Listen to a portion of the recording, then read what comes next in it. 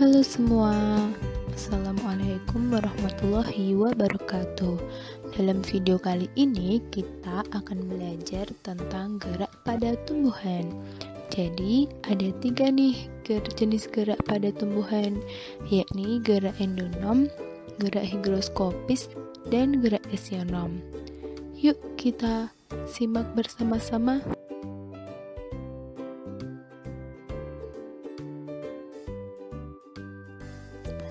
Gerak tumbuhan yang pertama yaitu gerak endonom.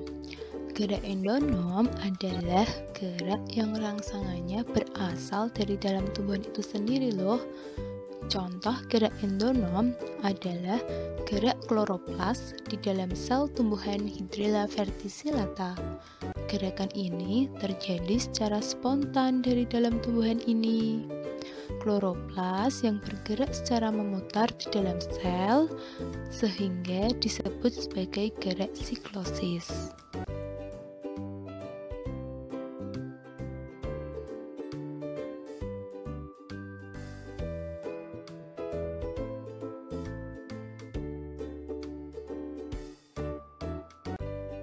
Ini adalah contoh gerak siklosis atau gerak memutar pada kloroplas tumbuhan Hydrilla verticillata. Kalian bisa lihat bagian kloroplas yang bergerak memutar kan?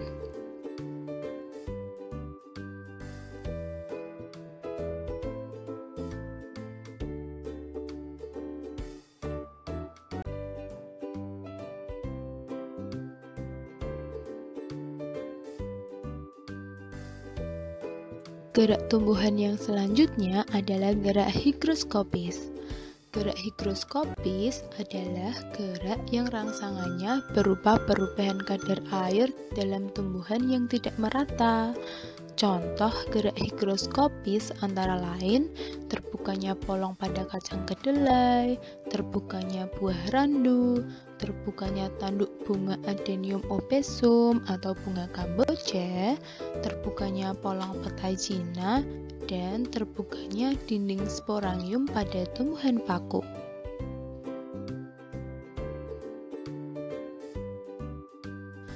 Gerak tumbuhan yang ketiga adalah gerak esionom. Anak-anak, gerak esionom itu dibagi menjadi 3, yaitu ada gerak tropisme, gerak taksis, dan gerak nasti. Coba perhatikan diagram berikut. Gerak tropisme dibagi menjadi beberapa jenis.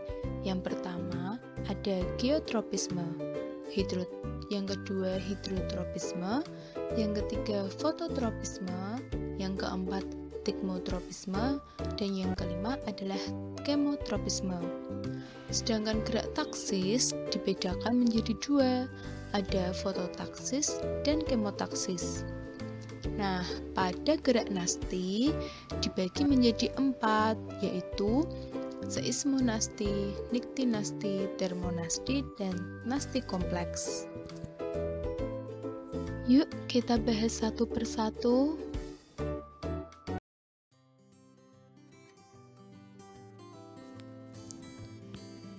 Kita mulai dari gerak tropisme ya. Gerak tropisme adalah gerak sebagian tumbuhan yang arah gerakannya dipengaruhi oleh arah datangnya rangsangan. Gerak tropisme yang pertama adalah fototropisme. Kalau anak-anak perhatikan, kita lihat pada kata pertama yaitu foto. Foto artinya adalah cahaya, sehingga gerak fototropisme adalah gerak pada tumbuhan yang dipengaruhi oleh rangsangan cahaya. Contohnya adalah bunga matahari yang selalu menghadap ke arah datangnya sinar matahari. Atau kalau kalian punya benih tumbuhan, kalian perhatikan deh, pasti kalau tumbuh akan mengarah ke arah datangnya sinar matahari.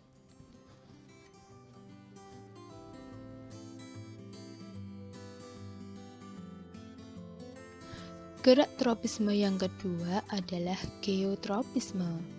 Geotropisme berasal dari kata geo dan tropisme.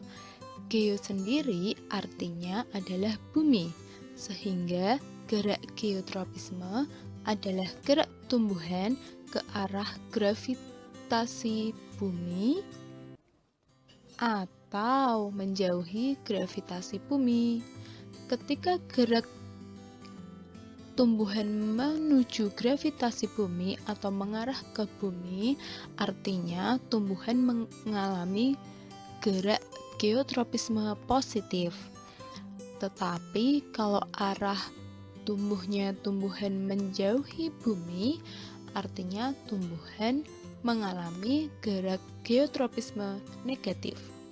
Kalian bisa lihat pada gambar berikut ini. Ada akar tanaman dan ada batang tanaman. Kita tahu kalau akar tanaman itu selalu memanjang ke arah bumi, sehingga akar tanaman melakukan gerak geotropisme positif. Sedangkan daun itu selalu menuju atau bergerak menjauhi pusat bumi, sehingga daun melakukan gerak geotropisme negatif. Jadi, pada satu tumbuhan bisa melakukan lebih dari satu gerakan loh anak-anak.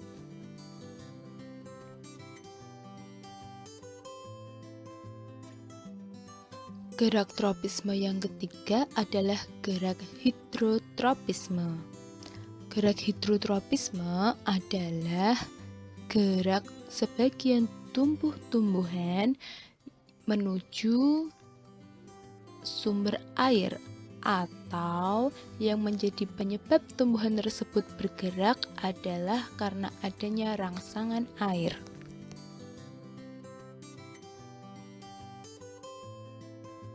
Gerak tropisme yang keempat adalah gerak tikmotropisme atau bisa juga disebut sebagai seismotropisme. Tikmo artinya adalah sentuhan, sehingga gerak tikmotropisme merupakan gerak tubuh tumbuhan yang rangsangannya berupa sentuhan.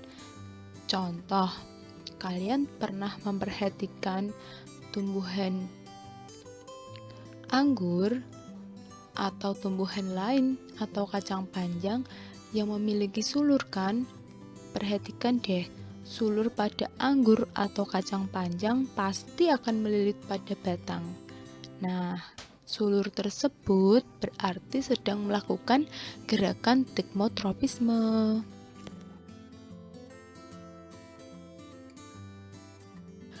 Gerak tropisme yang kelima adalah gerak kemotropisme. Kemo artinya adalah bahan kimia, sehingga gerak kemotropisme yaitu gerak tumbuhan yang dipengaruhi oleh rangsangan bahan kimia. Contoh, akar tanaman pasti akan tumbuh dan bergerak mendekat ke arah pupuk, sehingga akar tanaman tersebut mengalami gerak kemotropisme. Gerak asionom selanjutnya adalah gerak taksis. Anak-anak tahu nggak apa itu gerak taksis? Gerak taksis adalah gerak pindah tempat seluruh bagian tumbuh-tumbuhan yang arah gerakannya dipengaruhi oleh arah datangnya rangsangan. Ada dua jenis gerak taksis, yaitu fototaksis dan kemotaksis.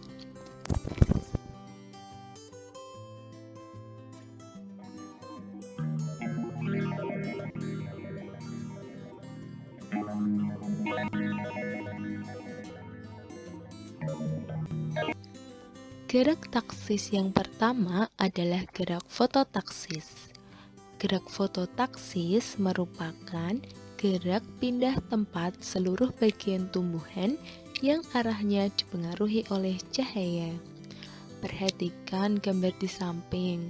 Video di samping merupakan Euglena viridis yang bergerak menuju sumber cahaya untuk melakukan fotosintesis.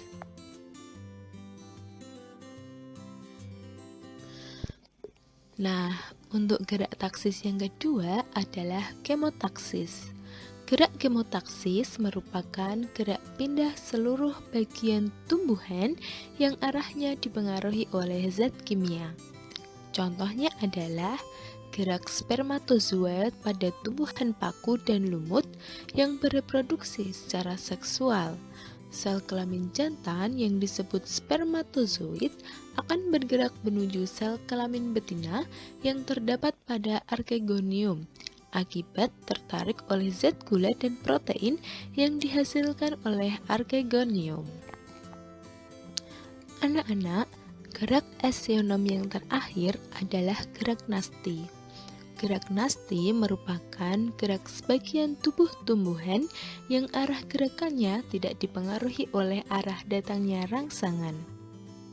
Gerak nasti dibedakan menjadi 4 jenis, yaitu seismonasti atau tikmonasti, niktinasti, fotonasti, dan termonasti. Gerak nasti yang pertama adalah gerak seismonasti.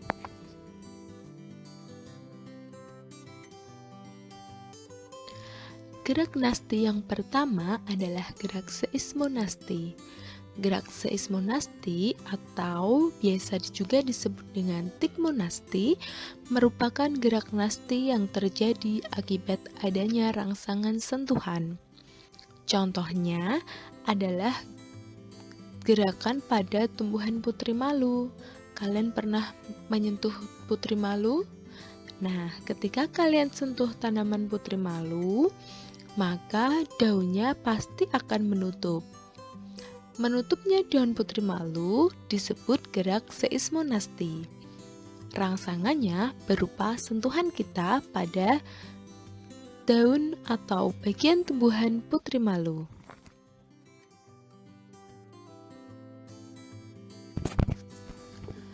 Gerak nasti yang kedua adalah gerak niktinasti.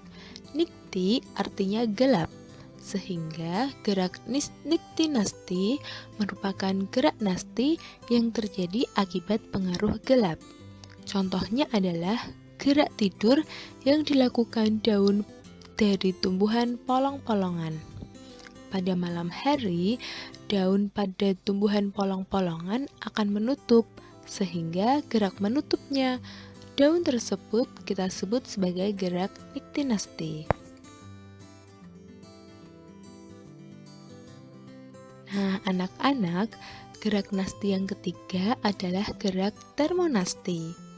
Kalian tahu apa artinya termonasti? Termo adalah suhu, sehingga gerak termonasti merupakan gerak nasti yang disebabkan oleh rangsangan yang berupa suhu. Contohnya adalah mekarnya bunga tulip ketika musim panas, karena pada saat musim panas, suhu udara yang naik akan menyebabkan bunga tulip menjadi mekar.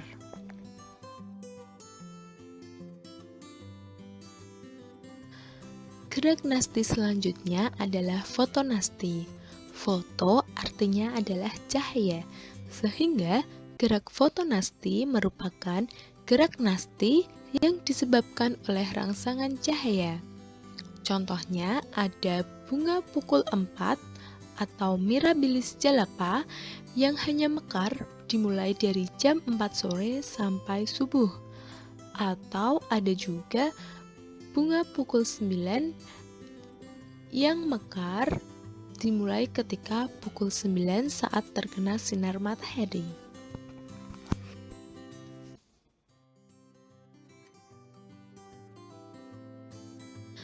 Nah, gerak nasti yang terakhir adalah nasti kompleks. Nasti kompleks merupakan gerak nasti yang disebabkan lebih dari satu rangsangan. Contohnya adalah gerak membuka dan menutupnya stomata. Nah, anak-anakku semua, terima kasih telah mendengarkan sampai menit ini. Kalau kalian suka, jangan lupa untuk subscribe, like, dan berikan komentar terbaik kalian tentang gerak pada tumbuhan pada kolom komentar ya. Sekian dari Bu Septia. Sampai jumpa di video selanjutnya. Wassalamualaikum warahmatullahi wabarakatuh.